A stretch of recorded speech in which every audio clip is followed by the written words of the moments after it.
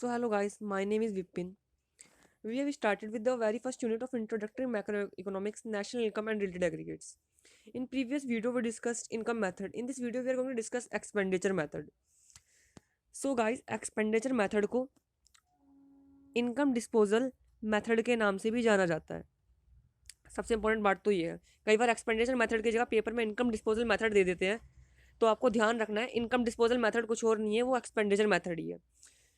So, according to this method, national income can be calculated by taking sum of final expenditure made by all sector of economy during an accounting year.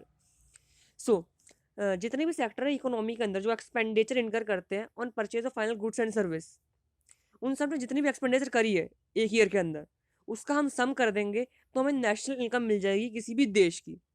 So let's see what are the steps in calculation of national income in the expenditure method. So first step is identification and classification of sectors incurring expenditure. तो कौन कौन से sectors है वो जो expenditure करते हैं final goods and service की परचेज करने के लिए. सबसे पहले तो है हाउस होल्ड. हाउस होल्ड का मतलब है जो हम लोग होते हैं कंज्यूमर्स, उनकी बात कर रहे हैं.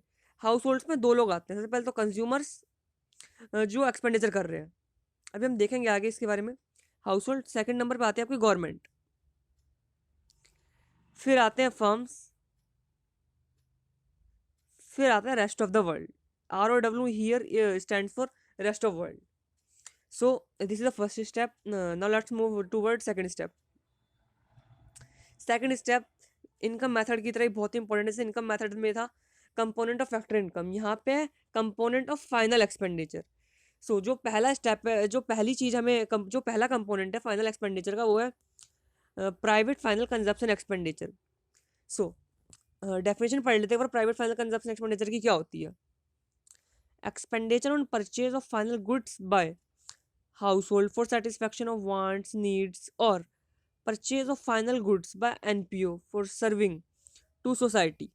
मतलब कंज्यूमर ने गुड्स एंड सर्विस परचेज करी फॉर सेटिस्फैक्शन ऑफ वांट्स और needs, so it form part of private final consumption expenditure. वैसे ही NPO ने final goods and service purchase करी फॉर सर्विंग टू सोसाइटी, तो वो भी प्राइवेट फाइनल कंजप्शन एक्सपेंडिचर का पार्ट बनेगा. सो अब देख लेते हैं इसमें क्या चीज़ें इंक्लूड होती है, क्या चीज़ नहीं इंक्लूड होती है. तो थोड़ा सा यहाँ पे स्टेटमेंट्स और लिखी पड़ी है. It includes purchase of final goods by household NPO within domestic territory. Domestic territory के अंदर हाउस होल्ड या फिर NPO ने final goods and service purchase करी, तो वो प्राइवेट फाइनल कंजप्शन एक्सपेंडिचर का पार्ट बनेगी. वैसे direct purchase of final goods from abroad by household is part of it. जैसे कि हाउस होल्ड ने अब्रॉड से जाके कुछ चीज़ें खरीदी, अब्रॉड में कुछ चीज़ें खरीदी, तो वो भी इसका पार्ट बनेंगी. अब्रॉड से कुछ चीज़ें आपने मतलब खरीदी, तो वो इसका पार्ट बनेगी हाउस होल्ड ने. जैसे कंज्यूमर ने कुछ खरीदा वहाँ जाके, तो वो उसका पार्ट बनेगा. It also include compensation of employees of NPO ने अपने एम्प्लॉयज़ को मतलब कैश में बेनिफिट दिए, काइंड में बेनिफिट दिए, वो सारी चीज़ें इसका पार्ट बनेंगी.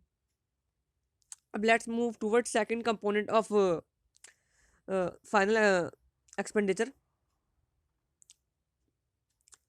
सो second component is government final consumption expenditure. अब गवर्नमेंट फाइनल कंजप्शन एक्सपेंडिचर की भी एक बार डेफिनेशन देख लेते हैं. Expenditure on purchase of final goods by government for serving to society for satisfaction of collective needs slash wants. कहने का मतलब क्या. जैसे कि गवर्नमेंट जो होती है वो फाइनल गुड्स एंड सर्विस खुद के कंजप्शन के लिए नहीं खरीदती, वो खरीदती है सोसाइटी को सर्व करने के लिए, सोसाइटी को सर्विसेज प्रोवाइड करने के लिए. लेट्स से जो PDS का सिस्टम चलता है जिसके थ्रू गवर्नमेंट गुड आपको जैसे कि दाल, चावल, गेहूँ वगैरह काफ़ी सारी चीज़ें प्रोवाइड करती है PDS के थ्रू. तो वो जो चीज़ जितनी भी चीज़ें खरीदती है, तो वो अपने लिए नहीं खरीदती, वो सोसाइटी की कलेक्टिव नीड्स को सेटिस्फाई करने के लिए खरीदती है. जैसे कि एग्जांपल ले लेते हैं यहाँ पे. जैसे कि expenditure on law and order, infrastructure development, defence, जितनी भी सारी एक्सपेंडिचर करती है गवर्नमेंट, ये सोसाइटी के कलेक्टिव नीड्स को फुलफिल करने के लिए होती है. उसकी अपनी नीड्स के लिए नहीं, सोसाइटी की कलेक्टिव नीड्स को फुलफिल करने के लिए. अब देखते हैं इसमें क्या इंक्लूड होता है और क्या इंक्लूड नहीं होता है. So it does not include investment expenditure. ये इंक्लूड नहीं करती इन्वेस्टमेंट एक्सपेंडिचर डैम्स पे, हाईवे एटसेट्रा. मतलब जो आपकी लॉन्ग टर्म नेचर की है, जो मतलब लंबे समय तक आपको बेनिफिट देने वाली है, फिर अल्टीमेटली इंफ्रास्ट्रक्चर को बहुत ऊपर ले जाने वाली है। अभी तो हमने पढ़ा इंफ्रास्ट्रक्चर डेवलपमेंट इंक्लूड होता है, पर जो लॉन्ग टर्म की है, लॉन्ग टर्म की वो इंक्लूड नहीं होंगी। जैसे कि मैंने कहा स्ट्रीट लाइट्स, तो स्ट्रीट लाइट्स जो है वो मानी जाएंगी। जो शॉर्ट टर्म के लिए हम कर रहे हैं ना, शॉर्ट टर्म के लिए जो हमें रिकरिंग नेचर की है, तो वो यहाँ पे पार्ट बन जाती है, बट लॉन्ग टर्म वाली पार्ट नहीं बनती है। So move ahead. It include expenditure direct purchase of final goods by government with in domestic territory और फ्रॉम अब्रॉड, और फ्रॉम अब्रॉड। सो जो गवर्नमेंट ने with in domestic territory direct purchase करी final goods की, तो वो इसका पार्ट बनेंगी। गवर्नमेंट ने बाहर से खरीदी, अब्रॉड से खरीदी, तो भी इसका पार्ट बनेंगी। तो ये बात आपको ध्यान रखनी है। Second point, compensation of employees by government, तो वो भी इसका पार्ट बनेगा। Let's move toward third component, investment expenditure. अब हमने पहले भी पढ़ रखा है इन्वेस्टमेंट का मतलब क्या होता है, addition to stock of fix capital asset. इसको हम प्रोसेस ऑफ कैपिटल फॉर्मेशन के नाम से भी जानते हैं। हमने इन्वेस्टमेंट के टाइप भी पढ़े थे, ग्रॉस इन्वेस्टमेंट और नेट इन्वेस्टमेंट। सो लेट्स सी अब इन्वेस्टमेंट एक्सपेंडिचर क्या होती है। Expenditure on creation slash purchase slash formation of fix assets slash good is called investment expenditure. इसे हम इन्वेस्टमेंट एक्सपेंडिचर कहते हैं। और इन्वेस्टमेंट एक्सपेंडिचर को ही हम ग्रॉस डोमेस्टिक कैपिटल फॉर्मेशन के नाम से भी जानते हैं। अब इसका फॉर्मूला क्या होता है, एक बार वो भी देख लेते हैं। अब ग्रॉस डोमेस्टिक कैपिटल फॉर्मेशन का फॉर्मूला होता है gross fix capital formation plus inventory investment या फिर change in stock. Inventory investment को हम चेंज इन स्टॉक कहते हैं।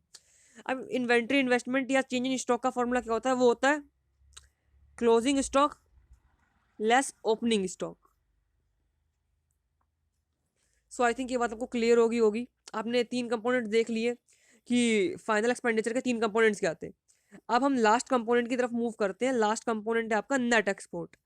और नेट एक्सपोर्ट की कोई डेफिनेशन देख लेते हैं। नेट एक्सपोर्ट की definition axis of export over import. Export में से आपने इंपोर्ट माइनस किया तो आपका नेट एक्सपोर्ट आ रहा था। एक्सपोर्ट इंपोर्ट आपको पता ही, एक्सपोर्ट मतलब हमारे देश ने बाहर के देश को कुछ गुड्स एंड सर्विस सप्लाई करी, कुछ गुड्स मतलब बाहर के देश को सेल किए, तो वो होता है एक्सपोर्ट। और हमने अगर वहां से मंगाए तो ये होता है इम्पोर्ट। आपको ये बात क्लियर होगी। सो अब मूव करते हैं फाइनल स्टेप की तरफ कि अब नेशनल इनकम कैलकुलेट करनी थी हमें। हमारा पर्पस क्या था एक्सपेंडिचर मेथड से, हमारा पर्पस था नेशनल इनकम कैलकुलेट करना। अब देखते हैं नेशनल इनकम कैसे कैलकुलेट करी जाती है एक्सपेंडिचर मेथड से। फाइनल स्टेप हमारा, नेशनल इनकम कैलकुलेट करने से पहले आपको करनी पड़ेगी GDP MP calculate, gross domestic product at market price. आपको पहले कैलकुलेट करना पड़ेगा जितने भी आपने ऊपर कैलकुलेट किए, जैसे कि private final consumption expenditure, government final consumption expenditure, investment expenditure, net export, इन सबको आप ऐड कर दोगे तो आपको मिल जाएगा जीडीपी एमपी। हमें जीडीपी एमपी थोड़ा चाहिए था, हमें चाहिए था एनएनपीएफसी। तो एनएनपीएफसी कैलकुलेट करने के लिए आपको, हमने जीडीपी एमपी कैलकुलेट कर रखा है तो एज इट इज हमने लिख दिया। अब यहाँ पे है नेट और यहाँ पे है ग्रॉस, यहाँ पे है नेट और यहाँ पे है gross. Net is equals to gross less depreciation. Convert करना पड़ेगा आपको ये। तो यहाँ पे डेप्रिशिएशन आपने कर दिया लेस, डेप्रिशिएशन आपने कर दिया सब्ट्रैक्ट यहाँ पे। अब डेप्रिशिएशन, अब यहाँ पे है नेशनल, यहाँ पे है आपका नेशनल एक तरफ और यहाँ की तरफ है डोमेस्टिक। अब हमने पढ़ रखा है national equals to domestic plus NFIA, net factor income from abroad. हमने पढ़ रखा है, एज इट इज हमने कर दिया national equals to domestic plus NFIA। ये हम कन्वर्ट कर रहे हैं, बस ज़्यादा कॉम्प्लिकेटेड चीज़ नहीं है। मैंने पहले भी वीडियो में बात कर रखी है, प्रीवियस वीडियो में बात करी थी नेट और ग्रॉस से रिलेटेड, नेशनल और डोमेस्टिक से रिलेटेड। अब हमने पहली वीडियो में बिल्कुल फर्स्ट वाली वीडियो में हमने बात करी थी फैक्टर कॉस्ट के बारे में। Factor cost equals to market price, factor cost plus NIT equals to market price. तो अब यहाँ से फैक्टर कॉस्ट का फॉर्मूला आ जाता है factor cost equal to market price less NIT, less NIT। तो हमने, हमारे पास यहाँ फैक्टर कॉस्ट गिवन है, फैक्टर कॉस्ट, और यहाँ पे क्या गिवन है आपको, मार्केट प्राइस। यहाँ पे आपका गिवन है मार्केट प्राइस आपको। लेफ्ट राइट साइड में मार्केट प्राइस, लेफ्ट में factor cost equals to market price less NIT। As it is ऐसे ही करना जैसे अभी हमने हमने कन्वर्ट करके दिखाया था आपको। As it is simple conversion है, ज़्यादा कुछ सोचना नहीं है। एक बार कन्वर्जन के रिगार्डिंग एक वीडियो लेक्चर में और डिस्कस कर लेंगे अच्छे से कि कैसे कन्वर्ट करते हैं। ये बेसिकली फॉर्मूला होता है नेशनल इनकम कैलकुलेट करने का एक्सपेंडिचर मेथड से। आई थिंक ये बात आपको क्लियर होगी। एक बार लास्ट फिर से देख लेते हैं। Factor cost equals to market price, factor cost equals to market price less NIT, less NIT। तो factor cost as it is, market price less NIT। बस सिंपल करना है आपको, ज़्यादा सोचने की जरूरत नहीं है, सिंपल है। अब हमने देख लिया भाई 3 स्टेप्स क्या थे, इसको कैसे कैसे कैलकुलेट करना है नेशनल इनकम को। अब देख लेते हैं इसमें प्रिकॉशंस, सावधानियां क्या रखनी है आपको इसके अंदर। अब वही बात है, कई बच्चे प्रैक्टिकल में अच्छे होते हैं, कई बच्चों का मतलब जो प्रैक्टिकल पोर्शन होता है उतना स्ट्रांग नहीं होता, तो वो बच्चे सोचते हैं कि थ्योरी में मार्क्स आ जाए हमारे, तो वो थ्योरी क्वेश्चन कई बार आता है और में करके। तो वो हम देख लेते हैं कि प्रिकॉशंस क्या है एक्सपेंडिचर मेथड के अंदर। तो देख लेते हैं। सबसे पहली है intermediate consumption will not be included. Simple सी बात है, हमने शुरुआत में भी जब हम फाइनल गुड और इंटरमीडिएट गुड की बात कर रहे थे तो हमने कहा था इंटरमीडिएट गुड्स जो होते हैं ना वो नेशनल इनकम की कैलकुलेशन में इंक्लूड नहीं होते, तो वैसे इंटरमीडिएट कंजप्शन भी इंक्लूड नहीं होती है। Transfer payment will not be included. पहली वीडियो में हमने डिस्कस किया था कि ट्रांसफर पेमेंट और फैक्टर पेमेंट के बारे में। तो ट्रांसफर पेमेंट्स जो होती है वो इंक्लूड नहीं होती है नेशनल इनकम के अंदर। तीसरी, expenditure on purchase of second hand goods will not be included.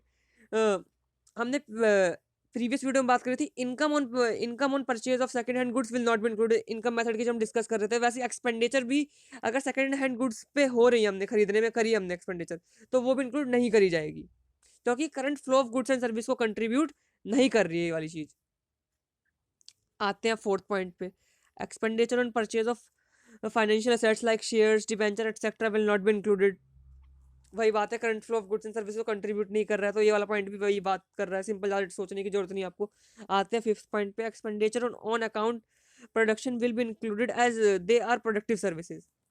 सो जैसे कि हमने मिक्स इनकम की बात करी थी, ओनर लाया, अपना टाइम एफर्ट दे रहा है, रिसोर्सेज प्रोवाइड कर रहा है बिजनेस को, तो वो सारी चीज़ें भाई प्रोडक्टिव सर्विस है। Current flow of goods and services को कंट्रीब्यूट करती हैं, वो सारी प्रोडक्टिव सर्विसेज है, तो वो नेशनल इनकम में इंक्लूड होगी। तो 5th पॉइंट थोड़ा सा बाकी 4 पॉइंट से अलग है, तो आपको थोड़ा ध्यान रखना है। अब आते हैं हम एग्जाम्पल पे। एग्जाम्पल में हमें कल क्या करना है, एक बार देखते हैं एग्जाम्पल में हमें क्या करना है यहाँ पे। सो हमें गिवन है यहाँ पे काफ़ी सारी चीज़ें। सो सबसे पहले तो हमें सारी चीज़ें क्या क्या गिवन है वो देख लेते हैं।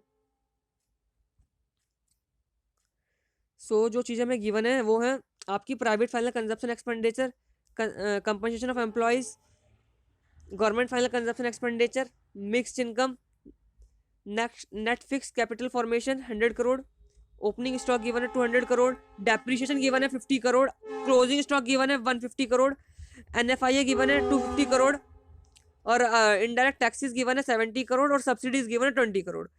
सो हमें कैलकुलेट क्या करना है वो देख लेते हैं। ये सारी तो होगी हमारी चीज़ें जो जो हमें चाहिए, जो जो हमें क्वेश्चन में गिवन है। अब हमें कैलकुलेट क्या करना है इन गिवन चीज़ों से वो देख लेते हैं। तो हमें कैलकुलेट करना है, हमें NNPFC मतलब नेशनल इनकम हमें कैलकुलेट करनी है, और बी ऑपरेटिंग सरप्लस। अब क्वेश्चन जब हमारा पेपर में आएगा ना उसमें हमें सारे मेथड से रिलेटेड, जैसे कि हमें इनकम मेथड से हमें सिर्फ कह रहा है नेशनल इनकम कैलकुलेट करो, तो उसमें ना वो कुछ एक्सपेंडिचर मेथड की भी चीज़ें डाल देगा, ताकि देख सके कि भाई बच्चे को पता है या नहीं पता, कि उसको पता है कि इनकम मेथड में क्या चीज़ें आती है, तो आपको ध्यान रखनी है। वो आपको काफ़ी सारी चीज़ें दे देगा, आपको समझ नहीं आएगा भाई अगर मुझे एक्सपेंडिचर मेथड से कैलकुलेट करना है तो कंपनसेशन ऑफ एम्प्लॉयज़ की मुझे क्या जरूरत कंपनसेशन ऑफ एम्प्लॉयज़ की, क्योंकि कंपनसेशन ऑफ एम्प्लॉयज़ तो एक्सपेंडिचर मेथड में आता ही नहीं है। तो आपको उसका कुछ नहीं करना है, जो एक्सपेंडिचर मेथड की चीज़ें उनको देखना है, उसके अकॉर्डिंग आपको कैलकुलेट कर देना है। तो एक्सपेंडिचर मेथड में सबसे पहले हम क्या करते हैं, सबसे पहले हमें फाइंड करना होता है GDP-MP। GDP-MP पे हमें 4 चीज़ें चाहिए होती है। सबसे पहले तो private final consumption expenditure. Private final consumption expenditure आपको 1 पे गिवन है। मैंने प्रीवियस वीडियो में भी कहा था आपको प्राइवेट फाइनल कंजप्शन एक्सपेंडिचर नहीं लिखना है, आपको उसका नंबर लिखना है। नंबर क्या है 1, आपने उठा के लिख दिया 1। अब प्राइवेट फाइनल कंजप्शन एक्सपेंडिचर उसका चाहिए तो government final consumption expenditure, government final expenditure आपको गिवन है 3rd पे, आपने लिख दिया government final consumption expenditure 3rd पे। गवर्नमेंट फाइनल कंजप्शन एक्सपेंडिचर के पास चाहिए होती है आपको इन्वेस्टमेंट एक्सपेंडिचर।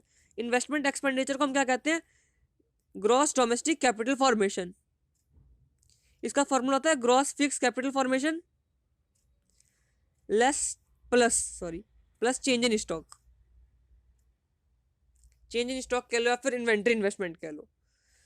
अब देखते हैं हमें क्या क्या चीजें गिवन है इसके रिगार्डिंग। तो हमारे पास net fix capital formation given है, नेट फिक्स्ड है, तो पहले तो हमें ग्रॉस में चेंज करना पड़ेगा। ग्रॉस में चेंज करने के लिए क्या ऐड करते हैं हम, डेप्रिसिएशन। तो हमने डेप्रिसिएशन तो हमने लिख दिया fifth as it is, depreciation में ऐड करना था तो सेवंथ लिख दिया हमने। अब इसके अलावा इसके अंदर हमें चाहिए होता, क्योंकि ये तो अभी तक हमें सिर्फ यही मिला है, ग्रॉस फिक्स कैपिटल फॉर्मेशन तक भी हम पहुंचे, क्योंकि नेट फिक्स कैपिटल फॉर्मेशन में अगर डेप्रिसिएशन ऐड करेंगे तो हमें ग्रॉस फिक्स कैपिटल फॉर्मेशन मिलेगी। अभी भी ये ग्रॉस डोमेस्टिक कैपिटल फॉर्मेशन नहीं है, अभी इसमें हमें चेंज इन स्टॉक ऐड करना पड़ेगा। चेंज इन स्टॉक क्या होता है, closing stock minus opening stock. Closing stock कितना गिवन है, क्लोजिंग स्टॉक है हमारा 8 पे 150 और ओपनिंग स्टॉक है 6 पे 200, तो 8 लेस 6। अब हमने इन सब की जो जितनी भी सारी चीजें थी अब उनकी हमें सिर्फ वैल्यू डालनी है। तो फर्स्ट पे वैल्यू थी 200, 200, सेकंड 300, फिफ्थ 100, सेवन्थ 50, एट्थ 150 और सिक्स्थ 200। एक बार हम ऊपर से कंफर्म कर लेते हैं क्या क्या वैल्यूज थी। Private final consumption expenditure 200, third पे gross fix capital formation 300 as it is लिखना है, फिफ्थ पे नेट फिक्स कैपिटल फॉर्मेशन 100, 100 लिख दिया, और फिर सेवन्थ पे depreciation, depreciation as it is लिख दिया, एट्थ पे आपका closing stock as it is, opening stock भी एज इट इज माइनस करके। अब आप इसको सॉल्व करेंगे तो 200 से 200 cancel,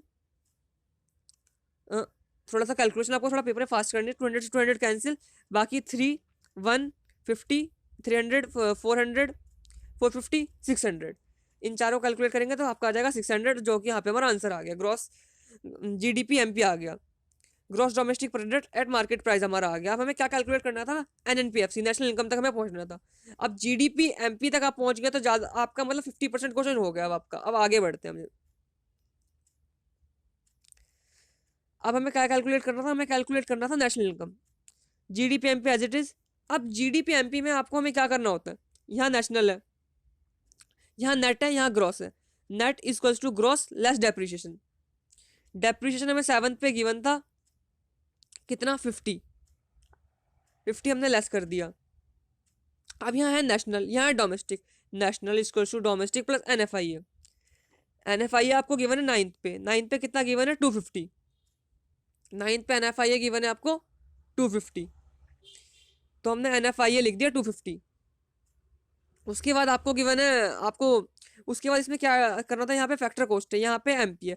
factor cost equals to market price less NIT, factor cost equals to market price less NIT. अब एनआईटी क्या होता है, net indirect tax, net indirect tax equals to indirect tax less subsidies.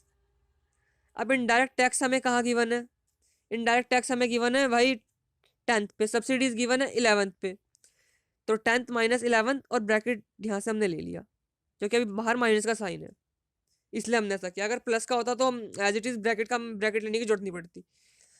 अब इसे solve कर लेंगे तो आपका आ जाएगा 750 करोड़। सो हमने फर्स्ट पार्ट अब सॉल्व कर लिया। अब हमें सेकंड पार्ट भी है हमारे पास, यहाँ पे ऑपरेटिंग सरप्लस भी हमें कैलकुलेट करना है। तब ऑपरेटिंग सरप्लस कैसे कैलकुलेट करेंगे वो देख लेते हैं एक बार। अब ऑपरेटिंग सरप्लस के लिए हमें एनएनपीएफसी तो गिवन है, एनएनपीएफसी तो आपको गिवन है। अब एनएनपीएफसी जो होता है वो होता है आपका एनडीपीएफसी प्लस एनएफआईए। तो सबसे पहले हम एनडीपीएफसी कैलकुलेट कर लेते हैं। तो यहाँ से एनडीपीएफसी हमने कैलकुलेट किया, एनडीपीएफसी एनएनपीएफसी, यहाँ पे ये पॉजिटिव का है, इस साइड जाएगा तो नेगेटिव हो जाएगा, तो बस वही किया हमने, 750 लेस 250। हमें एनएफआईए कितना गिवन है वो देख लेते हैं एक बार। एनएफआईए हमें गिवन है 250, तो 250 लिख देना आपको। एनएफआईए हमें गिवन है 250, हमने यहाँ 250 लिख दिया, और यहाँ पे आपको नंबर डालना है, मैंने नंबर नहीं डाला यहाँ पे, आपको ध्यान रखना नंबर डालना है आपको। यहाँ पे नंबर डाल दिया तो आपको मिल गया 500 करोड़। अब आपको फाइंड क्या करना है, एनडीपी, हमें फाइंड करना था ऑपरेटिंग सरप्लस। अब हमें पता है NDP F C equals to COE plus operating surplus plus M I mixed income. COE और एम आई हमें क्वेश्चन में गिवन था, हमने एज इट इज वैल्यू डाल दी। एनडीपीएफ से हमने ऊपर कैलकुलेट किया था, एज इट इज लिख दिया। ऑपरेटिंग सरप्लस को एज इट इज छोड़ दीजिए। अब यूनिटरी मेथड सबको पता है, कैलकुलेशन किसी भी चीज़ की वैल्यू फाइंड करें तो हम यूनिटरी मेथड यूज़ कर सकते हैं। अब यूनिटरी मेथड यूज़ किया, यहाँ जितनी भी चीज़ें पॉजिटिव थी वो यहाँ के नेगेटिव हो गई। 500 में से 400 माइनस 50 माइनस, अब आपका फाइनल आंसर आ जाएगा 50। फाइनल आंसर आपका आ जाएगा 50। ऑपरेटिंग सरप्लस आ जाएगा आपका 50। सो operating surplus is 50। So we are done with our expenditure method as well. So if you have liked this video, please do like, share and subscribe my channel. Thank you for watching this video.